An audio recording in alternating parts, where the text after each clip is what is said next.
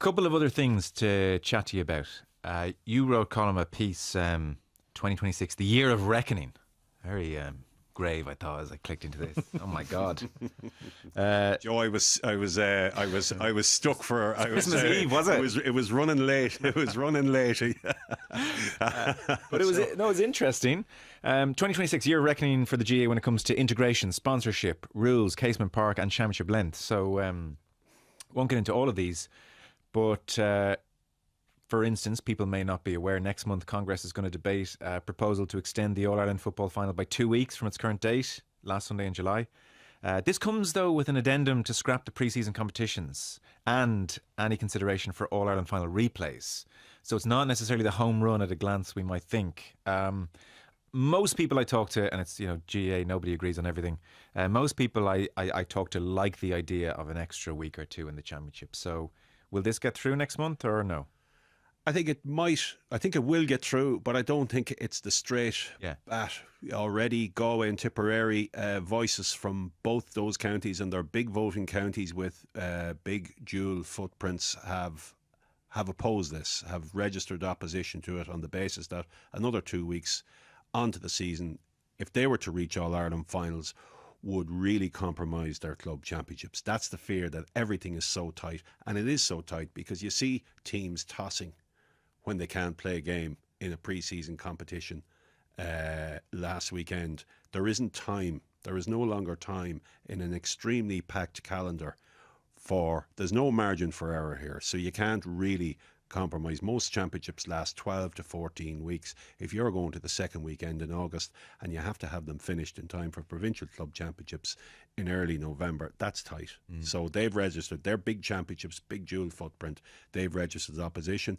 Glen, the All-Ireland champions from a couple of years back, they wrote a letter which they hope is circulated to every club in the country, pointing out the importance of players coming back to the clubs 1 week later in the year. I don't think necessarily that's the biggest thing.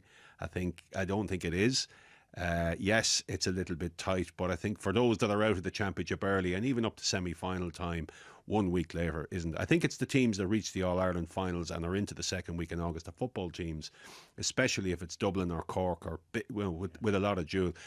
I think it'll get through, but there is opposition there. If All-Ireland final replays have to go as a consequence of this, well, I think a lot of people would like to see an All-Ireland final replay rather than extra time. And certainly if there was a replay of penalties, nobody would want to see that, whatever about the penalties in provincial championships. And there's still a body of opinion, and a strong body of opinion, to keep the pre-season. So there's a lot of moving plates there. I think it's a big decision.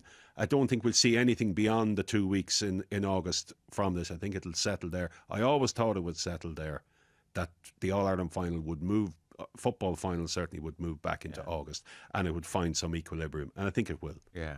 I mean, notwithstanding the very fair consideration of clubs, Conor, August felt very bare last year, didn't it? It does every year, because it's a bit of a down month. Even the World Cup, which is on this year, will be over by the time we get to August, and it's just a bit of a bare month, and it feels like a bit of a waste of the best time when you see people trying to play All-Ireland club finals. I know it's not comparing like with like, but you're trying to play All-Ireland club finals last weekend, and some of the pre-season competitions that went to the wall. And like traditionally, we have had a couple of weekends of the league when you get as far into it as late February and March, where the weather makes it impossible to stage games and then you get to this time of year when there's almost nothing on. A lot of clubs don't start their championships because people go away for the summer. They don't start them until later on in August. And I understand all of those things, but I think the GAA tends to use a one-size-fits-all approach. So they take Cork, for instance, who need the highest number of weekends, and that has to be the standard. And everybody has to be finished by X date.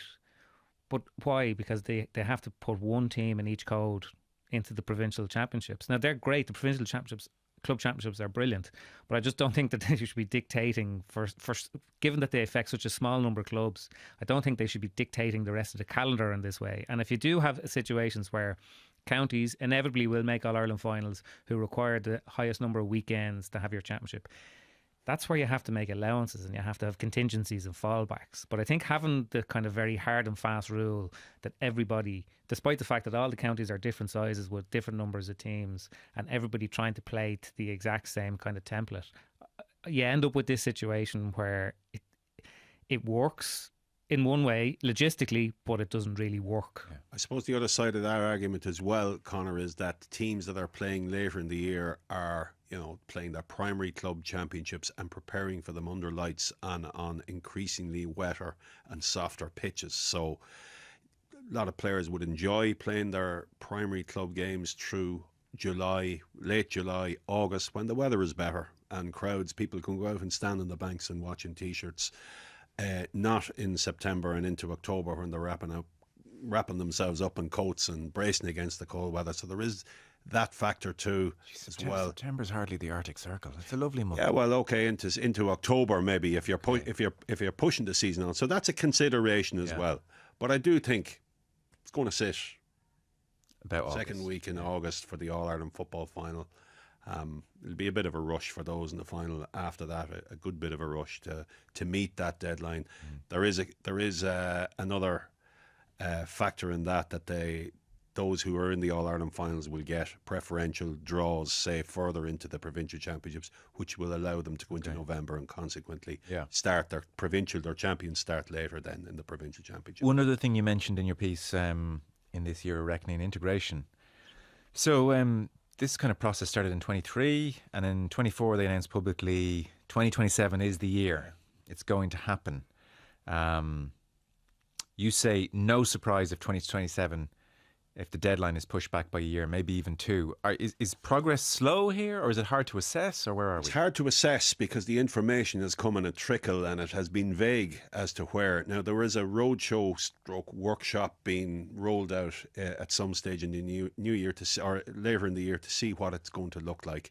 Right. As it happened, Mary McAleese, who's the chair of the steering group, Jarlath Burns, Tom Ryan, the head of the Camogie, and representatives from the LGFA, Helen O'Rourke, who's departing as CEO. They were up in front of an Oireachtas committee just in late December, in the middle of December, mid to late December, and generally speaking, they said integration, it looks on course and there'll be a lot more information this year.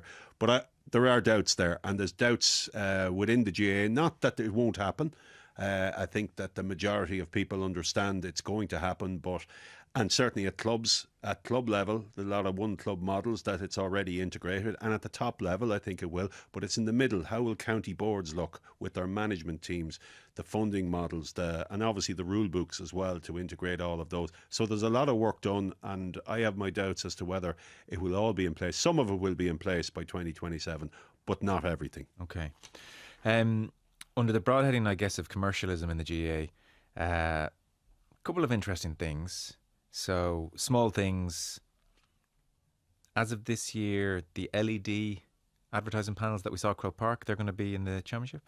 Yeah, that's for the NFL. They're being retained. So, obviously, that gives sponsors a bigger and better window for their branding, and that is being retained. And that's because of the NFL game. Yeah. That was an innovation there, and that's staying. But Croke Park would always be looking at innovations. I mean, Peter McKenna would travel looking at other stadiums and importing other ideas, and that's one that's obviously going to be a small feature, but visually it'll look well. So these are the LED that we see at, say, Premier League grounds where the advertisement changes around the grounds, all that kind of stuff. Okay. We now have 20 of the 32 county grounds. 20 have sold their naming rights. Counties are increasingly all employing commercial managers. And then we had, the first imitation of Michael Jordan with the Clifford collection, which was bold. McKeever Sports in November. So we now have, if you want hoodies, tops, T-shirts, you can get Clifford, and then the image akin to Jordan. It's Clifford's kind of high follow-through, left foot above his head. Really kicking himself in the nose. Yeah. It is a very distinctive pose, but action. You'd tell it a mile away if I showed it to you, and if you saw a silhouette, and it is a silhouette. If you saw the silhouette, you'd say it's only one man. It's a very, very distinctive. He's the first to attempt this. No other GAA individual has gone down this route. I know you talked to the McKeever group. Yeah. And they were saying, like, to do this, obviously GAA is very tribal. Yeah. You need, who is universally popular? Who is, like, perfect? Who do all the kids love? It doesn't matter where you're from, you love this person. And so we had the outstanding candidate. He was a little, now he didn't say, I'm not quoting him, but there was a degree of, let me win a second All-Ireland and maybe I'll get another footballer of the year. Because I need to be insulated from the who does this fella think he is vibe. Pádraig McKeever said that as he was approached after, I think, the 2023, sometime around then, maybe it was 2023, but he liked the idea, according to Pádraig, he liked the idea, but there was, obviously, I don't want to get ahead of myself here. Even David Clifford in Kerry can't get ahead of himself if he's only one All-Ireland medal. Now, he has more Footballer of the Year awards than All-Ireland medals now, 3 versus 2. So I think he's in a good place to cash in on what he's done so far. And he would have seen this as a unique opportunity, given the Messi connection, Jordan, Tiger Woods. As regards a Gaelic Games player, he's the fit. When you have holiday makers parking up at far-flung Kerry venues in the summer to go and watch Fossa play in the Kerry Junior Championship as it was, and then the Kerry Intermediate Championship, and you have holiday makers from all over the country who are going to these grounds to pay in and see David Clifford and bring their kids and allow them to run out onto the pitch, then you have a superstar of the game. I don't think there's any doubt about that. Just to touch him. And he's the right fit. I remember years ago, Jack O'Connor, in his second stint, talking about the Gooch, and he said that, like, his fame was such in Kerry that when he was working in the bank, people used to go in and queue up, and then they get to where the Gooch was, and they just wanted to come in and say hello and see him. And Clifford's gone to a different, like, stratosphere altogether. Yeah, I remember a couple of years ago, I went down to the intermediate final in Kerry, and I got down there nice and early. It was in Tralee, and because it was on the train, so I just got there whatever time I got there, and the man on the gate looked at my press pass and he just started laughing at me, and he says, and would you come down to many Kerry intermediate finals? But there were people from Limerick, there were people who came from Clare, it's incredible as draw, it really is. I was covering Kerry Armagh in 2022 in the Athletic Grounds. This is before the first All-Ireland. Already he was a huge name and a huge draw. And he came on at half-time, scored a goal, turned the game in Kerry's favour near the end of the league.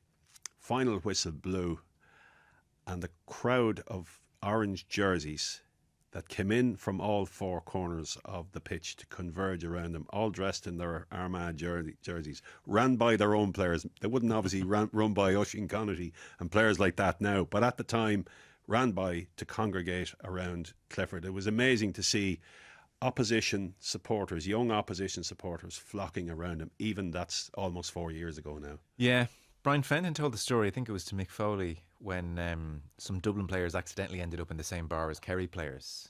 And after a few pints and, bumping into each other in the toilets, they came together and, had a good chat. And he said, in this room full of All-Ireland winners, people just came up to Clifford, and Fenton said it was weird, like just to touch him. Nothing to say. Just, can I get a hand on you like a beetle, and then I'll walk away. But the two of them are very similar in lots of ways. They're actually, we've come across a lot of really good GAA players, like elite players with big profiles and a level of fame that's probably above your average sort of, best GAA player around at the time. And they might be a little bit sort of prickly in public and that sort of thing. But both of those guys share the same sort of natural affability. They seem always to be very at ease with the way people treated them, and the sort of weird attention that kind of comes with being famous for what is, after all, an amateur sport. Interesting to see how well it does. I guess we'll see. I mean, I imagine he became a billionaire out of this. And they're still selling it in 20 years' time. I don't want to be all Justin Timberlake in Social Network here, but I think it'd just be cleaner with just the logo, because they have a big Clifford across it, and then the logo is in the middle of the 2 L's. And I just think the logo works. That's the next iteration. Yeah. Maybe for edition 1 you have to spell it out. Yeah, literally. Yeah, do you remember when Nike got into making golf clothing? It was all very orange and fluorescent, and then it became much. So I think maybe next season. I'll get there. You were writing about image rights as well, then, Colm. So there was an agreement in November. I had missed this. So from now on, permission from the player must be sought, and a fee agreed for inclusion of their image rights. And you said when Sky Sports used a clip of Clifford scoring a goal as part of their montage to promote their portfolio, the fee is thought to have been €7,000. Does that go to Clifford? Yeah. Yeah. So that was a montage of action that Sky Sports put in a few years ago when they had the rights to the championship, with some of their other sporting clips as well. So Clifford would have been in with, soccer, all of that but it wasn't just a GAA one. It was for all their portfolio of sport, and he got a payment. And my understanding is it was between €7,000 and €8,000 that he got. We didn't have to do anything apart from just score the goal, but that was image rights. But not every company would have done that, and there were numerous. Shane O'Donnell brought this up a couple of years ago. He did in relation to GAA Go at the time, that his image was being used to promote the website. But I didn't know it went directly to the player. I thought I'd just go to some central there fund. might be in the past. Dublin would have operated a pool. Lots of counties would operate a pool system where the player that is gaining or earning from attending a launch, some of that would go back to the general team pool. I'm not sure how much that operates now, but I think in relation to image rights, I think the player, if the image or the name is being used in any way, that the money will go directly to them. There has been many cases of exploitation through. There have been gambling companies that have used images and to promote their product, and the Gaelic Players Association has made representations, but because it was Gaelic games. Once you played Gaelic games, GAA had your image basically. Yeah. That's not the case now. You own your own image within that. Okay, because that was a big Phil Mickelson thing. Why did the PGA own my image? So now, if you want to use any of these guys, you have to get direct permission from them and pay a fee. Yeah. Now, obviously, in relation to promoting the game through a media organisation, it stops there. So if we produce a picture of someone in action or around a media event, that's allowable. That it doesn't conflict there. But business and commercial, that's where it changes. Okay. You got. Is this the first great controversy of the year? Or yeah. Did you go down to cover this game? No. Oh, sorry. I saw you writing about it. I was thinking, God, what this guy's look. So this was Kilkenny against Westmeath. We won't dwell on this. This is in the Walsh Cup, and obviously the weather's been terrible, and so the game was fixed for the Downs, and then the pitch wasn't playable, and so the proposal was move it to a 3G surface, and the Kilkenny physio took one look at it and said, not for our boys. So they had to have a coin toss, and it wasn't the only game. No, three of the four Walsh Cup games that were fixed for the weekend went to coin toss. Westmeath, Offaly and Galway off to winning starts this year. Yeah, and Westmeath won the football against Longford, knocked out the 3 in a row chasing Longford team from the O'Byrne Cup as well. So their luck was doubly in last weekend. Yeah. I presume everybody was fine about this. There was no great acrimony. Well, the thing about it is there's a shield, so it's basically deciding which team progresses this direction, which team progresses this direction. And as these games are glorified friendlies anyway, I'm not sure anybody's going to get too fussed about it. Why did I see Kilkenny warming up in a gravel car park though? I think they went to the 3G. I think they were about to go onto the pitch, and it was when they had the inspection that they all kind of tugged in and went back. Okay, fair enough. Which is unusual. Like, the effort of bringing a squad up to a game. I know it's not that far from Kilkenny to Westmeath, but it's not nothing either. And to kind of not go through and even have a training session there, that's a retch. But I think Westmeath County Board, I mean, they got straight out with the statement, and I don't know where the suggestion came from that they couldn't provide sort of adequate facilities. They wanted to make sure that people knew that they had followed the correct competition procedure, which was in nominating. I think it's nominated in advance an alternative venue. I wonder, does that cast a doubt over the use of synthetic pitches now, all-weather pitches for games? Because Louth went down to Limerick a few years ago in Division 3 of the league in Mickey Hart's time and played on, I think it was the pitch in UL, when everywhere else was unavailable. They went and played, and their season actually transformed around it. But they went ahead and played in that. Maybe hurling is different, but injury is injury, and obviously breaking on that kind of surface is a lot different to breaking on a turf. There are varying qualities of 3G, 4G. Derek Lynn called the 3G there quite bare. So the other thing is, this time of year players have heavy load. Yeah. And you see, we don't need this. Yeah, and you've once the league starts, it gets very kind of hot and heavy, and as we know, any sort of a hamstring twang, you can put you can ruin your season, and I don't think the Kilkenny management need to be looking at 3 sad faces at the back of the bus because they played a 3G match in Mullingar. Just to wrap up, January 18th we'll have the men's club finals on, doubleheader at Croke Park, so 1:30 Ballygunner, Loughrea, and then as decided at the weekend, Dingle against Bridget, so Kerry against Roscommon. That's a 3:40 throw in. The hurling goes at 1:30. Bridges came through in Scotstoun, and then Dingle came from 10 points down against Ballybowden after extra time. Paul Gainey was, by all accounts, phenomenal. I've just seen the highlights, but he was a substitute. Why was he a substitute? He has a calf injury from the Munster club final against St Finbar, so he was carrying that over, and he came on at half time, and his impact was instant. He set up the first point within seconds for Dylan Gainey, but his 2-pointer to level the game, to bring it to 120 each, there was chances after that, but that was the leveller. From a standing position, leaning back, put it on his left. Brilliant kick to watch it go up into the night sky in Cork and sail over. And then he kicked a 2-point free near the end of extra time. And that put Dingle in the lead for the first time. Ballybowden had been brilliant in the first half. I mentioned earlier, you were looking at a performance that equated to Corofin in that first half. Corofin in their first 2 All-Irelands against Nemo Rangers and Dr. Crokes, and as far back as Crossmaglen, maybe against Nafina in the early 2000s. I think it was 2000 when they won the club title, and that was the great Crossmaglen team and great Corofin team. And I'm looking at Ballybowden in the first half, and I said, this is up to that level. And then they collapsed, and it was a collapse, even though Geaney was instrumental, and Tom Sullivan, what a performance, 6 points. He's a defender, but he was playing further up the pitch for this particular game. So huge win for Dingle. They've come from behind in a couple of Kerry games. They came from behind. I think there were 7 down against St Finbars in the Munster final, and then there were 10 down after about 34 minutes the last day. They're playing against the St Bridget's team who lost to Glen 2 years ago, and were in charge until Conor Glass delivered that late tour de force. So they have a lot of good young players, good average age, a lot of players that maybe are just below inter-county level. A couple obviously that are playing quite a few, but players that are just below that level but playing to a very, very high standard. Okay, no obvious favourite then for the final?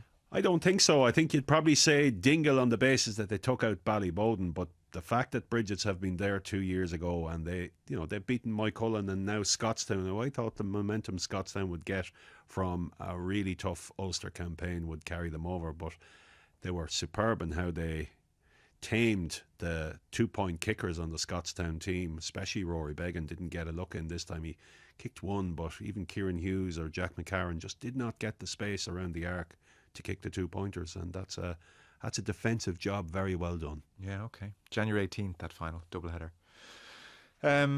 No other business, I think. Ger Brennan's looking at 3,000 players, I read, isn't it? Yeah. Well, it goes back to the value of these pre-season competitions. For Dublin, they're very valuable because the actual Dublin squad are somewhere else preparing for the start of the league.